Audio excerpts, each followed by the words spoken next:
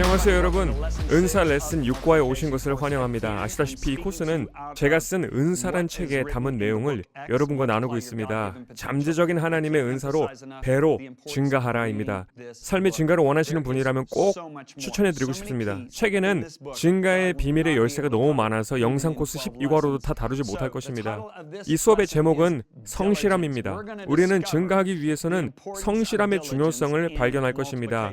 기억하시겠지만 바로 전 수업에서 저는 타인으로부터 맡겨진 소유를 증가시켜주는 중요성에 대해서 이야기했습니다. 너희가 만일 남의 것에 충성하지 아니하면 누가 너희의 것을 너희에게 주겠느냐? 저는 이번 수업에서 성실함의 중요성을 강조하고 싶습니다. 저는 어린 시절 아직 하나님을 만나지 못했었지만 저는 저의 두 할아버지의 삶을 보고 관찰하는데 성실함이 얼마나 중요한지를 배우게 되었습니다. 할아버지 중 한 분은 65세에 은퇴하셔서 매년 우리 집에 2주 동안 머무셨던 기억이 있습니다. 그리고 전 할아버지의 일과를 볼 수 있게 되었죠. 할아버지는 뒷마당에 있는 큰 단풍나무 아래 흔들 의자에 앉아서 파이프 담배를 태우며 여유롭게 하루를 보내곤 하셨어요. 할아버지와 제가 함께하는 유일한 매일 일과는 집 근처에 있는 마트에 가서 저에게 솜사탕을 사주셨습니다. 우리는 물론 너무 좋았지만 하지만 그게 할아버지의 유일한 일과였어요.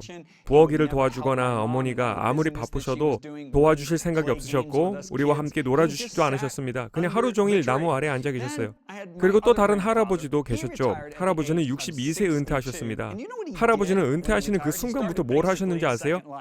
바로 다음 제2의 인생을 설계하시기 시작하셨습니다. 할아버지는 러커스 대학에 입학하셨어요. 맞아요. 60대에 대학 교실에 앉아서 등교하셨습니다. 그땐 통신학교도 없었으니까.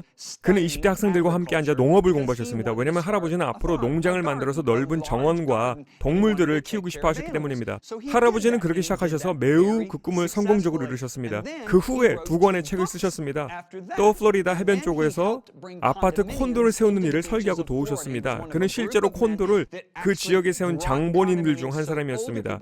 그 당시에는 플로리다 해변가에 그런 고층 콘도가 없었지만 그렇게 시작한 일들이 지금은 노인들의 꿈의 장소가 되었는데 바로 할아버지께서 그것을 도우신 분이셨어요. 그리고 할아버지는 자주 우리 집에 찾아오셔서 저와 잔디도 같이 깎고 공놀이도 하고 수영장에 가서 함께 수영도 하고 엄마의 식사를 도와 요리를 하시기도 하셨습니다. 뉴저지에 있는 할아버지 집에 갔을 때 그는 우리를 뉴욕 브로드웨이로 구경시켜 주시기도 하셨고 심해 낚시도 데려가 주시고 할아버지 이웃이 코인 세탁소를 운영하셨는데 세탁기 기계 안에 있는 돈을 세는 일도 우리에게 맡아 하도록 해주셨어요. 우리는 항상 할아버지와 함께 활동했고 항상 웃고 즐겼습니다.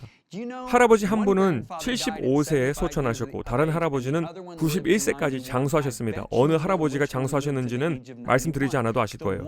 인생의 비전을 가지고 성실히 사는 사람입니다. 이와 같이 삶의 비전이 있을 때 성실한 삶과 함께 증가라는 역사가 찾아오게 됩니다.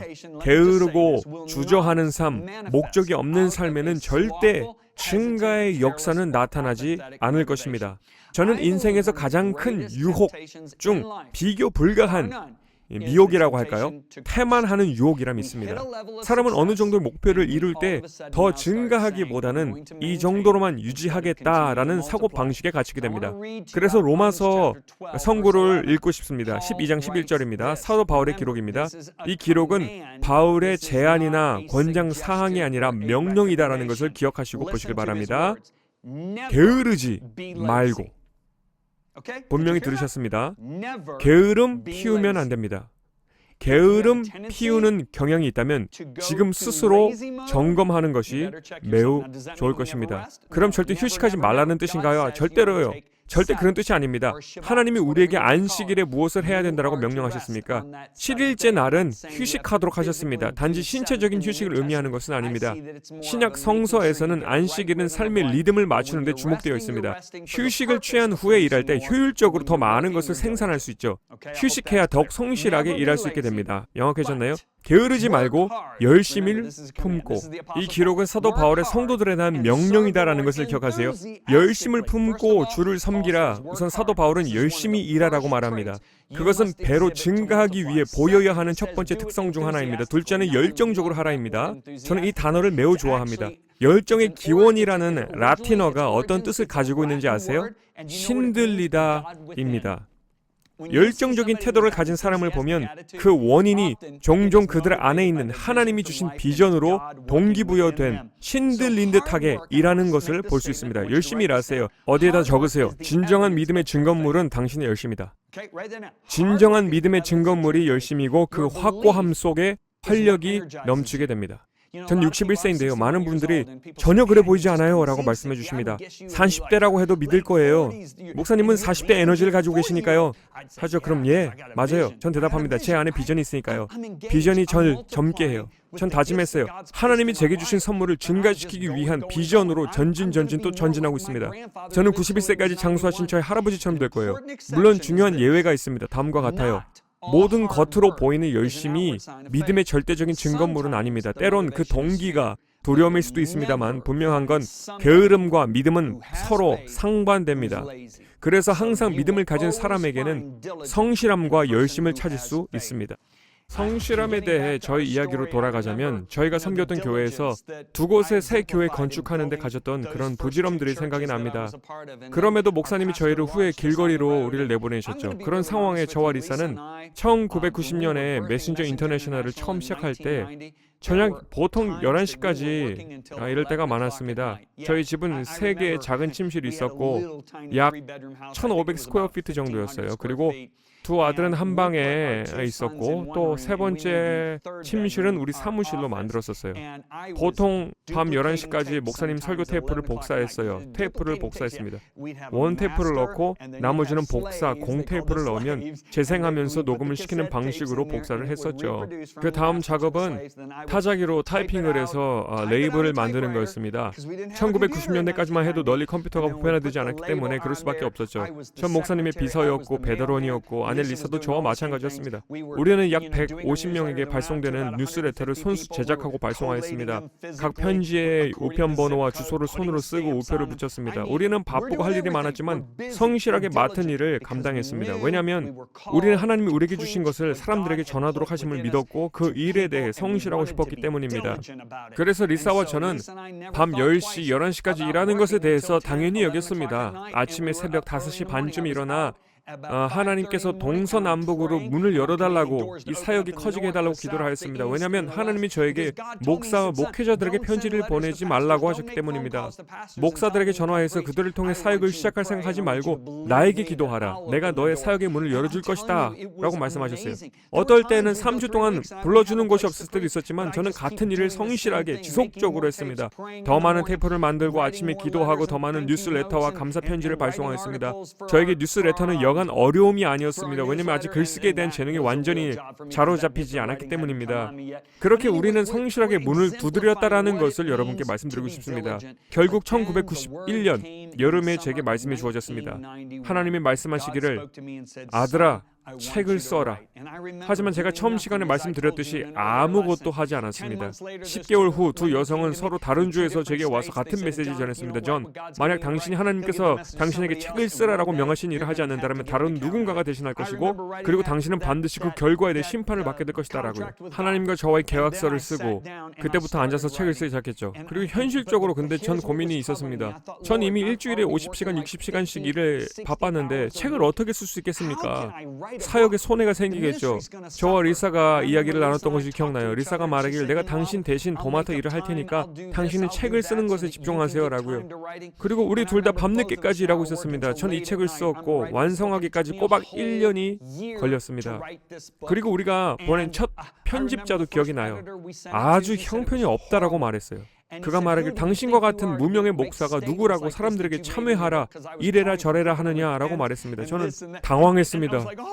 다른 편집자에게 보냈습니다. 그 편집자는 일을 아주 엉망으로 했어요. 그래서 다른 편집자에게 보냈더니 그녀가 말하길 이건 못 쓴다. 이 전에 두 편집자가 한 모든 수정들을 다 버리고 원고부터 다시 시작하자라고 말했습니다. 그리고 그녀는 말했어요. 리사, 당신이 남편 책을 편집해서 제게 보내주세요. 이 여성 편집자는 일을 아주 아주 잘했고 편집된 원고를 2개의 출판사로 보냈습니다. 전국적으로 알려진 2개의 출판사였어요. 하나는 올랜도고 하나는 오클라호마 툴사에 있는 출판사였습니다. 전 툴사에 있는 출판사는 처음 알게 되었고요. 올란도에 있는 출판사는 답장으로 당신의 원고는 너무 설교 같아 우린 이 책을 쓸 수가 없습니다. 우리는 유명 설교자나 알려진 분들의 책들만 출판합니다 라고요. 완전 패닉 상태였어요. 그래서 제가 하나님께 말씀드렸어요. 하나님 어떻게 합니까? 하나님이 책을 쓰라고 하시잖아요. 그래서 아내에게 말했어요. 리사 우리가 직접 출판해버립시다. 그래서 우리는 5,000불을 인쇄했고 저는 소형차에 책이 든 박스를 싣고 다녔습니다. 그리고 교회를 다니며 열심히 이 내용에 대해 설교를 전했고 뒤에 테이블에 책을 배치하면 순식간에 팔려나갔습니다. 예를 교회에 80명의 사람들이 있었더라면 그 중에 반이 책을 산 거나 마찬가지로 순식간에 팔려나갔었습니다. 왜냐하면 그 메시지는 정말 중요한 하나님이 주신 내용이었으니까요. 그렇게 우리는 지속해 나아갔고 저는 또 다른 책을 써야 하는 필요성을 느끼고 그리고 2번째 책을 썼습니다. 이번에도 출판사에 보내봤지만 응답이 없었어요. 제가 신학교 2학년 때 담당 선생님에게 보내봤어요. 제가 가장 좋아하는 선생님이었고 그분도 이미 책을 몇 권 쓰고 출판하셨기 때문입니다. 그러나 그분의 답장은 네가 누구라고 출판을 하려고 하니 이 책은 형편이 없어. 저는 좌절과 외롭게 싸우고 있었어요. 상상할 수 없을 정도로 말이에요. 한 번은 거실 바닥에 누워서 천장의 한 지점을 멍하니 30분 동안 바라보면서 도대체 너는 무슨 짓을 하고 있는 거지? 라고 생각하기까지 이르렀습니다. 넌 2년 동안 글을 썼는데 네가 설교하는 소수의 사람들 외에는 이 책에 아무도 관심이 없다고 낙담은 저를 송두리째 삼키려 했어요. 송두리째로 말이에요. 그러나 그 상황에도 하나님이 저를 불러서 전 세계에 꼭 필요한 책을 쓰게 하실 것을 확신하고 있었습니다. 분명히 그럴 거라고 확신하고 있었습니다. 그렇지만 현실의 이런 실망스러운 보고서들을 보면서 제게는 선택이 있었습니다. 존경하였던 2학년 신학교 선생님의 말씀이 맞을까? 그냥 포기할까? 답장이 없는 출판업자들의 말이 맞는 걸까? 내 글이 너무 설교적이라고 하니 나를 비판하는 이들의 말을 수용하고 고칠까? 그들의 말을 들을까? 심지어 친구가 말하길 전 당신의 책에 성경 구절이 너무 많아 라고 했습니다. 전 좌절과 맹렬히 싸우고 있었어요. 전 제 자신을 좌절의 늪에서 일깨우고 박차고 일어나도록 해야 했습니다. 왜냐면요 하나님은 제 안에 또 다른 메시지를 주셨기에 3번째 책을 쓰기 시작했습니다. 그러면서도 속으로는 맙소사 책을 하나 더 써야 하는데 책에 대한 관심이 있는 사람이 하나도 없네. 그리고 제게 한 친구가 전화를 걸어서 존, 내 친구와 점심 같이 먹을래? 소개시켜줄게. 제 친구는 제가 한 번도 만난 적이 없는 자신의 친구를 소개시켜주기 위해 점심에 초대를 합니다. 우리는 이 레스토랑에서 만났고 그 친구는 플로리다에 있는 출판사 담당이라는 것을 알게 되었습니다. 그 출판사가 바로 저의 책 2권을 이미 거절한 곳이었습니다. 점심을 먹으러 온 이분은 예전 출판사 대표가 아닌 새롭게 운영자로 임명된 분이었습니다. 그분은 저를 보며 제 가족에 대해 묻고 또 우리가 하는 사역에 대해 물었습니다. 그리고 그가 물어봤어요. 당신은 강사로 다니며 설교를 하는데 지금은 무엇에 대해 설교를 하십니까? 그리고 전 실족함에 대해 나눴습니다. 실족함이 어떻게 크리스찬들을 포로로 만드는지 나눴습니다. 여러분도 아시겠지만 관계라는 책의 내용을 그에게 나눴습니다. 레스토랑에서 그분이 저를 보고 말했어요. 이건 절대 출판할 수 없는 내용입니다. 우리 출판사는 1년에 24권밖에 출판 못하며 잘 알려진 목사님들 책만 출판하기에 불가능할 것 같습니다. 전 제 설교 내용을 전한 것뿐이지 출판해달라고 설득하는 것이 아닙니다 라고 말했고 그는 네 그렇네요 죄송합니다 라고 했어요. 약 15분 후에 그가 제게 물어봅니다. 혹시 원고를 제게 주실 수 있나요? 왜요? 라고 했더니 출판하고 싶어졌거든요. 제가 말했죠. 절대 출판할 수 없다면서요? 라고요. 그는 말했어요. 목사님의 말을 들으면서 이 메시지는 온 지구에 전달되어야 합니다. 그래서 그 책을 썼어요. 그들이 출판했어요. 솔직히 말씀드리자면 잘 팔리지 않았어요. 아마 몇천 부 정도였을 거예요. 저는 심히 낙담했습니다. 왜냐하면 하나님이 분명히 저를 불러 수백만 명의 사람들에게 책을 쓰도록 했다는 것을 알았기 때문이에요. 1994년 6월이었습니다. 출판사로부터 전화를 받았어요. 그들은 말하길 목사님 국제 토크쇼에서 목사님을 출연시키고자 합니다. 그들은 목사님의 부인과 당신의 사역에 대해 자녀들에 대해 그리고 관계라는 책에 대해 듣고 싶어 합니다 라고요. 전 당장 응하겠다라고 했죠. 그래서 1995년 1월 16일에 그 프로그램에 출연하게 되었습니다. 약 20분 정도의 인터뷰와 관계 책에 대한 언급이었죠.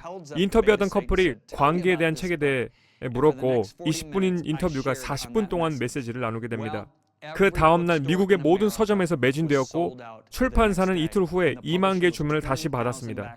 그 책은 폭발적으로 인기를 끌게 됐고 전국적인 베스트셀러가 되었습니다. 하지만 그만큼만이 하나님의 책으로 역사하시려 했던 증가의 정도였을까요? 여러분이 만약 저와 함께 있었더라면 증가의 열매는 이제 막 시작일 뿐이라는 것을 알게 되었을 것입니다. 그리고 그 이야기에 대해 아주 흥미로운 것을 말씀드리겠습니다. 관계란 책을 출판한 출판사는 처음 저를 거절했지만 그 이후로 관계란 책으로 통해 그 출판사 역사상 가장 많이 팔린 책 중 하나가 되었습니다. 철저한 하나님의 방법 아닙니까? 하나님은 제가 거절당한 것을 보았지만 실제로는 웃으며 이 메시지를 세상에 알리기 위해 사용할 출판사가 바로 이들이 될 거야 라고요. 제가 말씀드리겠습니다. 저는 솔직히 성실히 행하기를 멈추고 싶었어요. 몇 번이고 그만두고 싶었어요.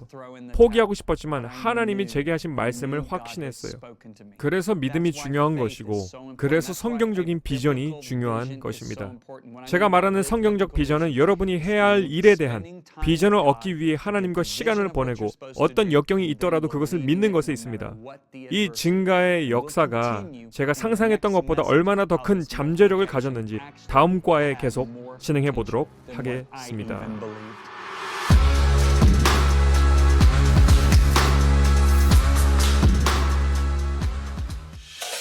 메신저 X를 소개합니다. 새로운 스트리밍 플랫폼으로 여러 자료를 다운받을 수 있습니다. 존과 리사 비비어의 비디오 강의, 오디오북, 전자책, 단편 영화, 성경 등 제작 훈련을 위한 자료가 담긴 데이터 도서관입니다. 새로운 플랫폼은 모든 기기에서 사용할 수 있으며 125개 이상의 언어로 번역되었으며 모두 무료입니다. 제자의 삶을 배울 수 있는 절호의 기회입니다. 애플리케이션을 다운로드하시거나 messengerx.com으로 오세요.